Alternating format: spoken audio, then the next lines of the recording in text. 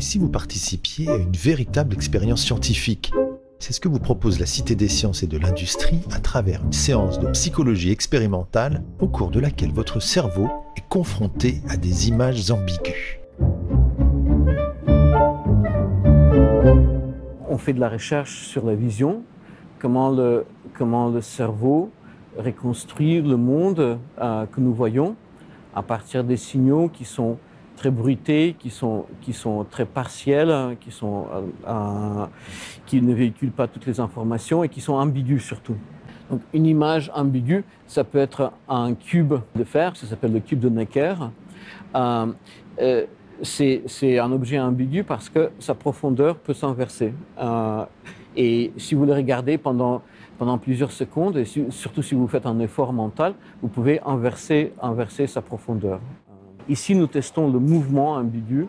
Donc concrètement, ce qu'on fait, c'est qu'on met chaque sujet de notre expérience, donc enfant ou adulte, devant l'un de ces deux écrans.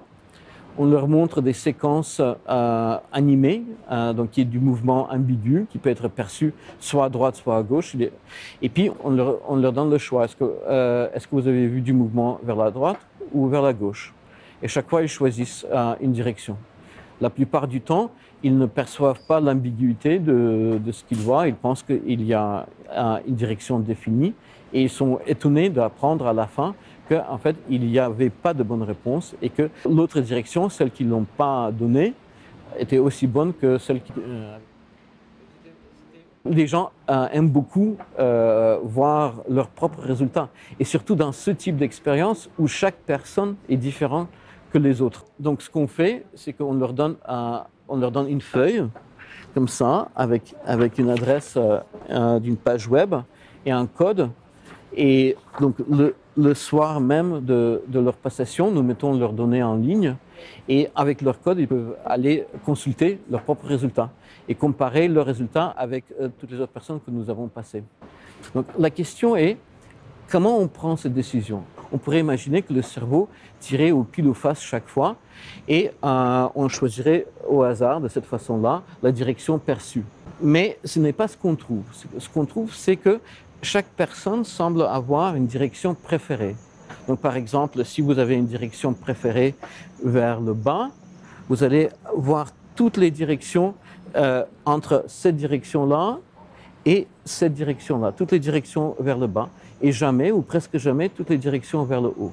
Donc, ce que nous trouvons, c'est que chaque personne, ou à peu près, a une direction préférée, mais cette direction préférée peut être très différente d'une personne à l'autre. On pensait au début de trouver des différences entre les sexes et les âges, ou par exemple la préférence manuelle, mais on n'a rien trouvé.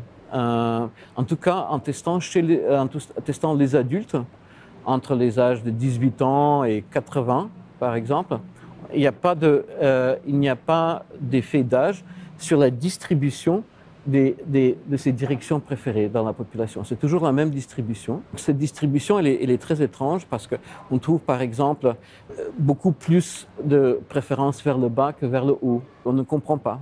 On commence à comprendre un peu la dynamique de ces variables dans le cerveau, parce que donc, ces directions préférées sont des variables dans le cerveau. On peut les changer.